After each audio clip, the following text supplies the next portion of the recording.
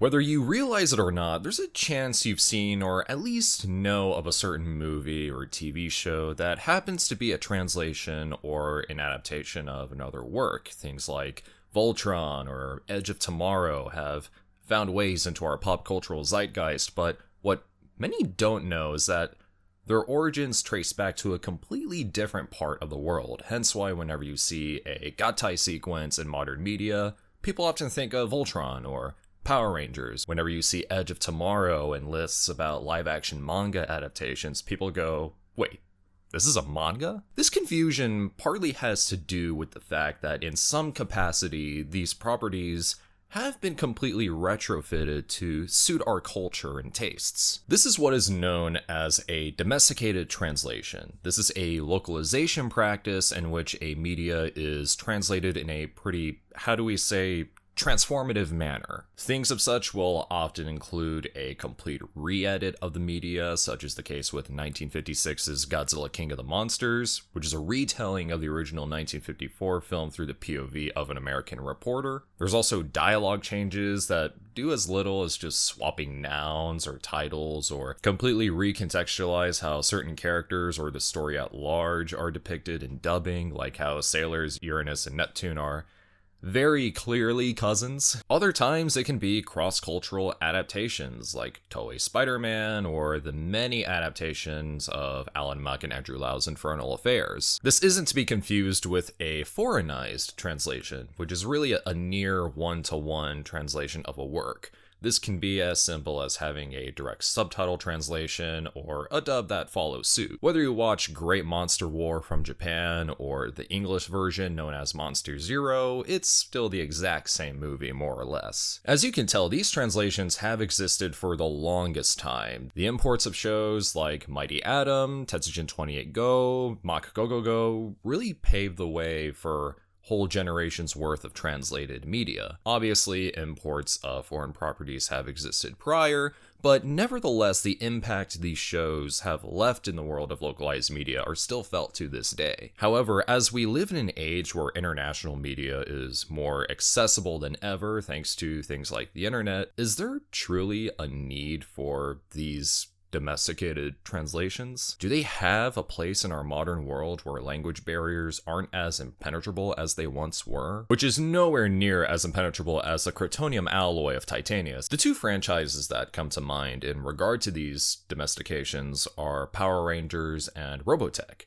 Two of the most prominent examples of localized foreign media that managed to accumulate quite a following as years went on. As we know, Power Rangers is a domestic adaptation of the ongoing Super Sentai series, where original footage is spliced with the source material. How faithful these translations are from said source material varies on the season, but with more and more people gaining access to the internet, there's been a greater demand for Super Sentai. And while the states have seen official DVD releases for the series from Shout Factory, it wasn't until Hasbro took ownership of the franchise where those Sentai releases suddenly came to a halt. Additionally, the last season, Cosmic Fury, opted to try and separate itself from Ultra Sentai Q Ranger, only to be met with a rather mixed but mostly negative reception. Meanwhile, the Netflix film Once and Always did receive a little more praise from fans despite not being tethered to a Sentai project, even if the whole thing was mainly aimed for those who were nostalgic for the Mighty Morphin era. So as we can see, there's this attempt to separate Power Rangers from Super Sentai, to stand on its own.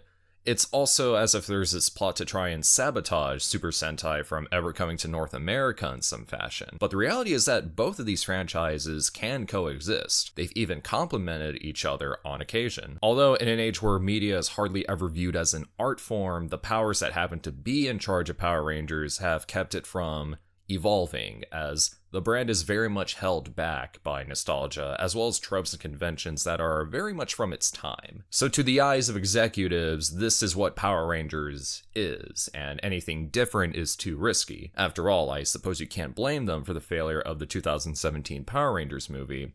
but that's because it just wasn't good. If anything, that movie tried to play things too safe. But on the topic of gatekeeping source material, let's get into Robotech. Robotech is the result of a partnership between Harmony Gold and Tatsunoko Productions in 1985, where they compiled 3 mecha anime, being Super Dimension Fortress Macross, Super Dimension Cavalry Southern Cross, and Genesis Climber Mospeada. I don't think I pronounced that right, but anyway, these shows would be strung together for a total of 85 episodes in an attempt to create a singular narrative that would strengthen its chances for weekly syndication. Outside of trying to weave 3 somewhat related shows together, many of the changes Harmony Gold made for Robotech included changing the names to be more Western, like changing Hikaru to Rick, which was a practice that's been going on for a while at this point, as well as other modifications, such as reducing Minmei's role from being a pop starlet who sang about love and peace into that of a propaganda figure, and rewriting the origins and purposes of the Zentradi aliens and the idea of proto-culture.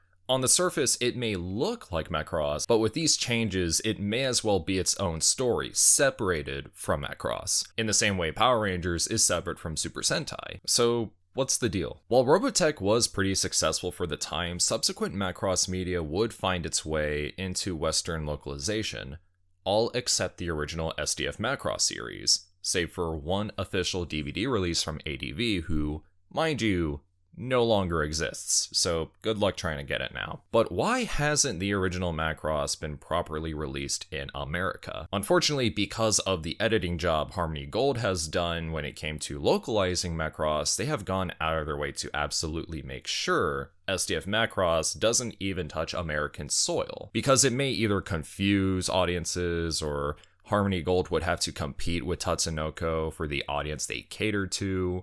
But is that such a bad thing? Everybody knows about Macross anyway, so why be this persistent if you're really just digging a deeper hole for yourself? Why not just let both franchises coexist? Is it really worth it when series creator Shoji Kawamori will outright refuse any and all Robotech merch at convention appearances? How's that live action movie going? Obviously, I'm not breaking new ground by pointing these things out, but there's no denying that media like Power Rangers and Robotech have garnered their own fan bases over the years. But within these groups, there's a vocal minority that is in full support of these domesticated translations in the sense that they should still continue, whether due to nostalgia or if it worked back then, it can work now. Well, that's the thing. Just because something was acceptable back then doesn't exactly make it acceptable now. And this brings me to the very uncomfortable side of these domestic translations and adaptations. So here's the thing. People don't have a dislike for Power Rangers or Robotech just because they act as if the source material doesn't exist. It would be very hypocritical in that they wouldn't exist without at least some appreciation of said media. The real reason why we take issue with such is because to a good handful of people, they represent a horribly outdated and problematic approach when it comes to localization. Many of these translations of foreign media consist of, at the very least, backhanded remarks and practices in regards to the material they're transforming for their audience. These contents can be interpreted from being ignorant to flat out racist, if not nationalistic. In the case of Power Rangers, many of the actors who worked on the series over the years weren't exactly treated the best, because, believe it or not, they took the source material too seriously. And apparently, Power Rangers was supposed to be this goofy kids TV show to the people behind it. For Robotech, it's mainly the whole gatekeeping aspect mixed with this weird superiority complex over a complete westernization of a Japanese property, and doing just about anything to make sure people get Robotech and only Robotech. But let's take it further. 1984's The Return of Godzilla is a Cold War era Godzilla film that points out the sheer needlessness of the conflict between the US and Russia. The American version, Godzilla 1985, adds all new footage in a re-edit whose purpose was to shift the narrative of the movie to something pro-US and anti-USSR through blatantly intentional mistranslations and in the end, trying to justify the arms race. Speaking of Godzilla, that series is unfortunately plagued with poor dubbing, but not in the way you'd think. We joke about how bad the dubs are for these movies, yet we're willing to ignore the very much forced Asian accents. And it's not just Godzilla. This was everywhere. Look at that. There are two. It was to compensate me for this incarnation. It's my muck rake. You don't say. Then you must be the real ex-marshal of heaven. Oh, my chicken. Even Power Rangers, as well as Ultraman Tiga's English dub, have fallen victim to the localization trope of this very clearly Japanese thing is now aliens. Do you understand what she's saying? It's unlike any language I've ever heard. And of course we have movies like 47 Ronin, based on the actual 47 Ronin whose stories existed in real-life Japan, being turned into a full-on fantasy with magic, monsters, the whole nine, coupled with somehow accidentally combining elements from ancient China and Korea, topped up with Keanu Reeves, who, mind you, is partially Asian, as the lead white guy. Okay, so old thing is problematic. What else is new? It was a different time, as one would say. Now, yes, these translations very much have a place in history, and I won't take that from them. Honestly, Western fandoms that surround these translations wouldn't quite exist the way that they do today without them. But that doesn't mean we can't critique or acknowledge their glaring faults, because all we can do is learn and grow from them, right? I mean, I basically just implied that old Western fandoms for these IPs were pretty much born out of some cultural erasure for the sake of integration. It's these types of responses that only leave one question unanswered. Why? Why was this acceptable back then? Why were people just okay with this? Why did nobody see an issue with any of this? Why did people even make these changes to begin with? Why did we need these changes to begin with? Unfortunately, we may never really know. You can chalk it up to people just not caring enough, or simply taking advantage of the near indestructible language barriers of the time. I mean, yes, it was a different time, where racism and xenophobia, intentional or not, was just more apparent.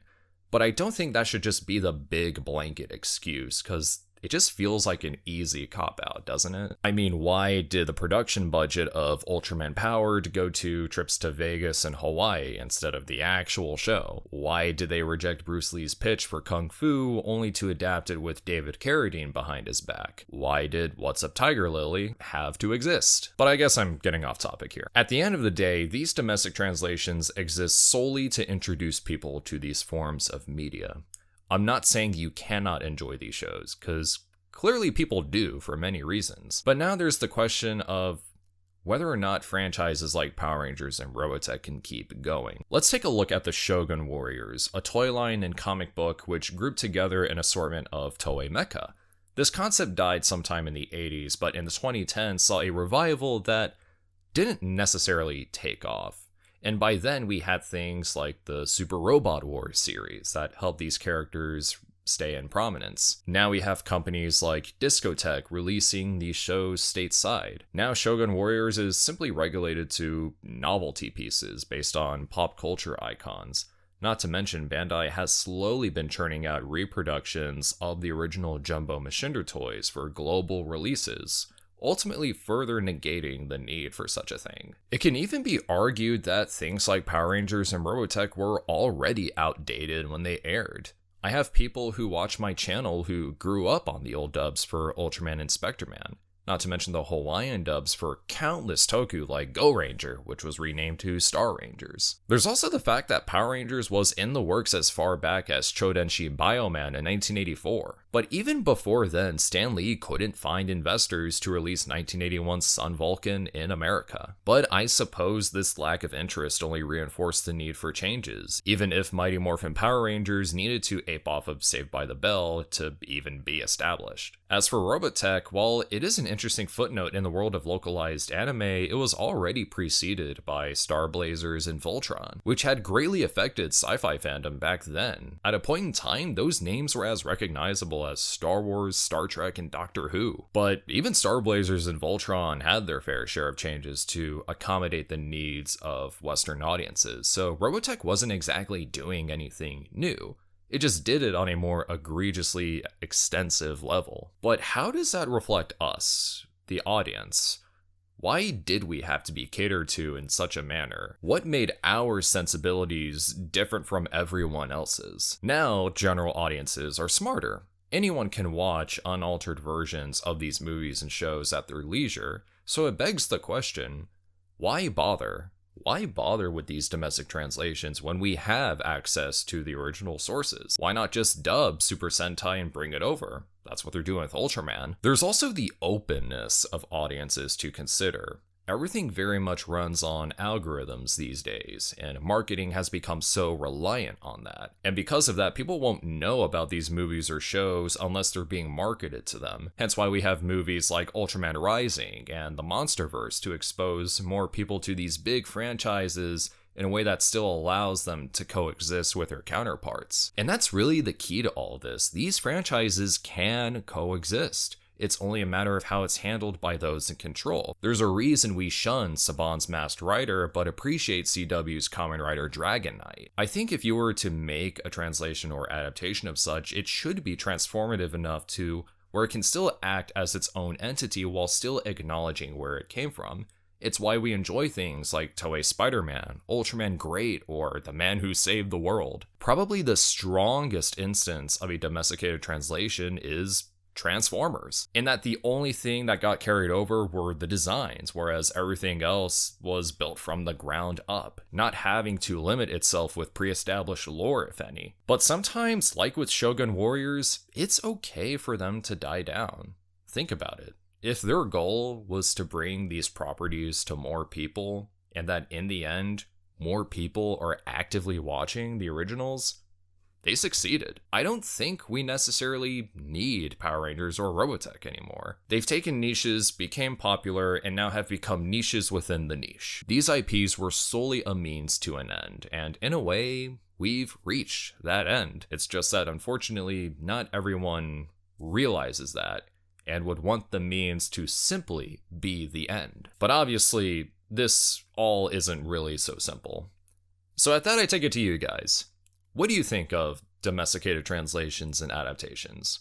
Do we still need them? Can they still thrive? Share your thoughts in the comments, and I want to shout out my channel members and my supporters on Patreon. If you like what you see and want to get early access to videos, exclusive content, click the link below.